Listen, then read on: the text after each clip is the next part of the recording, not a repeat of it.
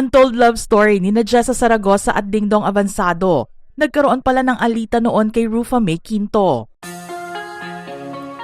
Isang hindi malilimutang selebrasyon ang ibinigay ng singer at dating politiko na si Dingdong Avansado sa kanyang misis, ang singer at aktres na si Jessa Zaragoza, noong March 18, 2026. Isinabay kasi niya sa mismong araw ng kanilang wedding anniversary ang sorpresang renewal of vows nilang mag-asawa. Ang akala lang kasi ni Jessa noong una ay may dadaluhan itong isang pagtitipon at naimbitahan lang siya bilang guest singer sa event na yon. Ang hindi niya alam ay siya mismo ang main character sa event na kanyang dadaluhan. Ginawa sa mismong araw ng kanilang 25th wedding anniversary ang renewal of vows at ang naging venue nila ay ang The Atrium at Enderun sa McKinley Hill, Taguig City. Dumalo sa renewal of vows nila ang mga malalapit na kaibigan sa loob at labas ng showbiz. Malaki naman ang pasasalamat ni Dingdong sa kanilang nag-iisang anak ni Jessa na si Jada dahil sa pagtulong nito sa kanilang surprise wedding vow renewal ceremony. Halos isang taon din daw niyang pinaghandaan ang nasabing surprise event para sa misis. Kinuntsaba ni Dingdong ang booking agent ni Jessa para paniwalain ito na importante ang pupuntahan niyang work event. Sa pagkuha nga niya ng very good and well-organized wedding coordinator and event planner, naging matagumpay ang surprise na ito. Ang pinaka-importante sa lahat ay hindi dapat mawala ang tiwala ng kanyang misis para hindi makahalata sa sorpresang ibibigay niya. Pero ang paghahandang ito ni Dingdong at matagumpay na sorpresa kay Jessa ay bahagi lamang ng kwento na binuo nila sa loob ng 25 years. Tulad ng dami ng dapat paghandaan ni Dingdong para sa 25th anniversary nila, marami ring mga pagsubok ang pinagdaanan ng kanilang relasyon mula noong maging mag-boyfriend-girlfriend pa lang sila. Marami kasi ang naging hadlang sa pagtatambal ni Dingdong at Jessa noon. Ang ina kasi ni Jessa ay hindi inaprubahan ang relasyon nila at ang ex-girlfriend ni Dingdong ay naglabas din ng sama ng loob sa kanila. Nabalita rin na may love child si Jessa at minsan nang naakusahan si Dingdong ng paggamit kay Jessa para lang maisulong ang kanyang kandidatura bilang Quezon City Councilor. Napagtagumpayan naman nila ang mga chismis na lumabas na sila ay naghiwalay dahil sa third-party issue.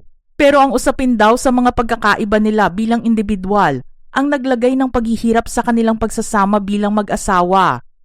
Ngunit ang pag-ibig, sabi nga nila, ay hindi kailanman mahahadlangan ng kahit na sino. At yun ang pinatunayan ni Dingdong at Jessa sa mga taong magkasama sila. January 2000, sa isang show ni Jessa kung saan guest si Dingdong, pinipilit sila ng producer ng show na magkaroon sila ng duet.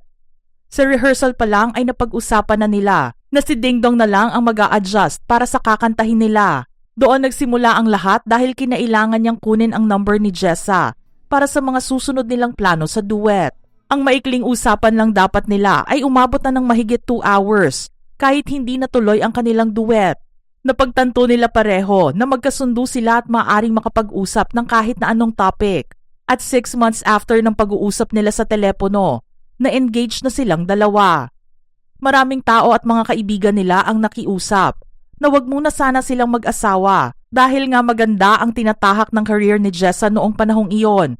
Pero dahil alam ni Jessa ang kanyang gusto at ipinagdasal na makatagpo ng isang lalaki na kaya siyang ipaglaban sa lahat ng pagdadaanan nilang sitwasyon, hindi na siya nag-atubili na ituloy ang pag-aasawa sa edad na 22. Ngunit sa naging relasyon nila, na hindi rin naman nila itinago sa publiko, maraming issue ang kanilang kinasangkutan. Nariyan na ang masabihan si Jessa na siyang third party di umano sa naging relasyon ni Dingdong at komedyanteng si Rufa May Quinto noon. Sa mga hindi nakakaalala ng sigalot sa pagitan nilang tatlo, pinag-usapan ang tungkol sa hiwalayan ni Dingdong at Rufa May at ang sinisisi na salarin ay si Jessa. Matalik kasi na magkaibigan sina Rufa May at Jessa, pero nang dumating si Dingdong, nasira ang pagkakaibigan na yon. Humantong sa matinding word war ang issue nila na tumagal din ng 5 buwan. Sinabi kasi ni Dingdong sa isang panayam noon na hindi naman daw talaga sila nagkaroon ng relasyon ni Rufa May. Si Jessa ay sinabi rin na hindi naman sila mag-best friends ng komedyante. Humingi ng tawad si Jessa sa nasabi niya, pero hindi ito tinanggap ni Rufa May. Taong 2007 nang matuldukan ng away sa pagitan nilang tatlo sa pamamagitan ng guesting ni Dingdong at Jessa sa talk show ni Rufa May na Showbiz Central ng GMA. Nagkaroon ng closure ang issue. Inamin ni Ding Dong na walang naging problema kay Rufa May at right timing lang ang naging pagdating ni Jessa sa kanyang buhay. Doon din nalaman na tinapos na rin pala ni Rufa May ang issue sa kanilang tatlo at naka-move on na. Sa loob ng mahigit 2 dekadang pagsasama, napagtagumpayan din nila na mapalaki si Jada na malayo sa local showbiz limelight.